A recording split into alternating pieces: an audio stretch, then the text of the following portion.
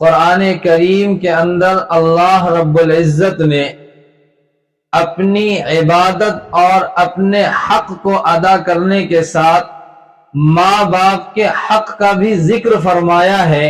اور جہاں اللہ تعالی نے اپنی عبادت کی تاکید فرمائی ہے وہاں ماں باپ کے ساتھ حسن سلوک اور رواداری کی بھی تاکید فرمائی ہے۔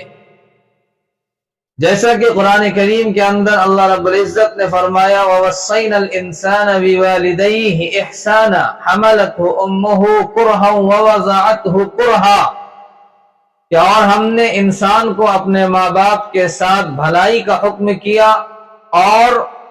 اس کی ماں نے زمانے حمل میں تکلیف اور مشقت کے ساتھ حمل کا بوجھ اٹھایا، اور ولادت کے وقت میں جاں کنی کی تکلیف کے ساتھ جنا ہے۔ جب ماں نے اتنی تکلیف اور اتنی مشقت برداشت کی ہے تو ماں باپ کا حق ہے اولاد پر کہ وہ اس کے ساتھ حسن سلوک کا معاملہ کرے۔ اسی طرح قرآن کریم کے اندر اللہ رب العزت نے دوسری جگہ فرمایا وَقَضَىٰ رَبُّكَ أَلَّا تَعْبُدُوا إِلَّا إِيَّاهُ وَبِالْوَالِدَيْنِ إِحْسَانًا، کہ رب نے تیرے فیصلہ کر دیا ہے کہ اپنے اس اللہ کی عبادت کرو، اس کے علاوہ کسی کی عبادت نہ کرو، وَبِالْوَالِدَيْنِ إِحْسَانًا، اور ماں باپ کے ساتھ حسن سلوک کا معاملہ کرو۔ اگر ماں باپ بڑھاپے کی عمر کو پہنچ جائیں یا دونوں میں سے کوئی پہنچ جائے تو ان کے ساتھ اچھائی کا معاملہ کرو، ان دونوں میں سے کسی کو اف تک مت کہا کرو جس سے اس کو تکلیف پہنچے۔ اف یہ تکلیف کا سب سے چھوٹا لفظ ہے، تو اللہ نے اف کہنے سے بھی منع فرمایا ہے۔ ہاں، ماں باپ کے لیے وَخْفِضْ لَهُمَا جَنَاحَ الذُّلِّ مِنَ الرَّحْمَةِ، اپنے آپ کو ہمیشہ تیار رکھا کرو ماں باپ کی خدمت کے لیے، اور ان کے لیے دعائے رحمت بھی کرتے رہا کرو۔ یہ قرآن کریم ہمیں سبق دیتا ہے کہ ماں باپ کے ساتھ اچھائی کا معاملہ کرنا اولاد کے ذمے ضروری ہے۔ حدیث کے اندر آتا ہے کہ اللہ کے رسول صلی اللہ علیہ وسلم نے ارشاد فرمایا کہ ہما جنتک و نارک، کہ ماں باپ تمہارے لیے جنت بھی ہیں اور تمہارے لیے جہنم بھی ہیں، یعنی اگر تم اپنے ماں باپ کی خدمت کرتے ہو، ماں باپ کو راضی رکھتے ہو تو وہ جنت میں لے جانے کا سبب بنے گا، اور اگر تم اپنے ماں باپ کو ناراض رکھتے ہو، ماں باپ کی نافرمانی کرتے ہو، ماں باپ کو تکلیف پہنچاتے ہو، یہ تمہیں جہنم میں لے جانے کا سبب بنے گا۔ اور اسی طرح اگر تم اپنے ماں باپ کو ناراض رکھتے ہو تو یاد رکھو کہ ماں باپ کی ناراضگی میں اللہ کی ناراضگی چھپی ہوئی ہے، اور اگر تم اپنے ماں باپ کو خوش رکھتے ہو، راضی رکھتے ہو، تو تمہارے رب کی رضامندی بھی تمہارے ساتھ ہے۔ اس لیے ماں باپ کو ہمیشہ راضی رکھنے کی اور خوش رکھنے کی کوشش کیا کرو۔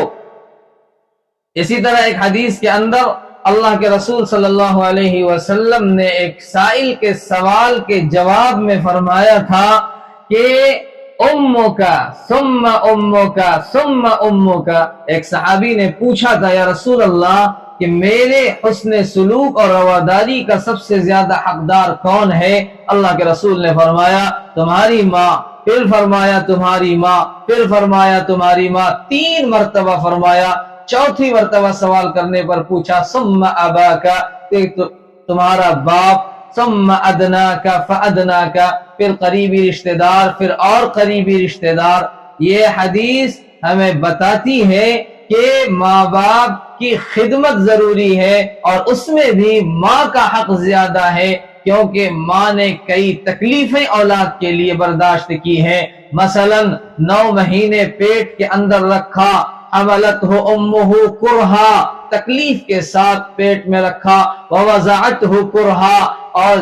ولادت کے وقت، بچے کی پیدائش کے وقت جو تکلیف ماں کو ہوئی ہے اس تکلیف کا کوئی مقابلہ نہیں کر سکتا، اور بچے کی ولادت کے بعد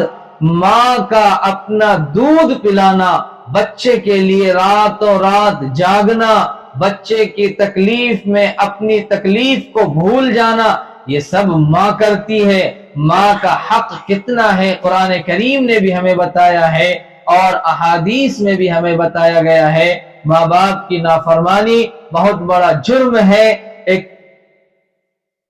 جگہ واقعہ لکھا ہے کہ ایک شخص نے اپنے باپ کو گھر سے گھسیٹ کر باہر نکالا، تو ایک جگہ پہنچنے کے بعد باپ نے اپنے بیٹے سے کہا کہ اے میرے بیٹے بس کر دو، میں بھی اپنے باپ کو یہیں تک گھسیٹ کر لایا تھا۔ تو یہ واقعہ ہمیں یہ سبق دیتا ہے کہ ماں باپ کی نافرمانی کی سزا بعض مرتبہ دنیا میں بھی مل جاتی ہے، اس لیے ماں باپ کی نافرمانی سے بچنے کی کوشش کرنی چاہیے۔ اللہ رب العزت ہمیں اپنے ماں باپ کے ساتھ حسن سلوک کا معاملہ کرنے کی توفیق عطا فرمائے اور ماں باپ کی نافرمانی سے بچنے کی توفیق عطا فرمائے۔ السلام علیکم ورحمۃ اللہ وبرکاتہ۔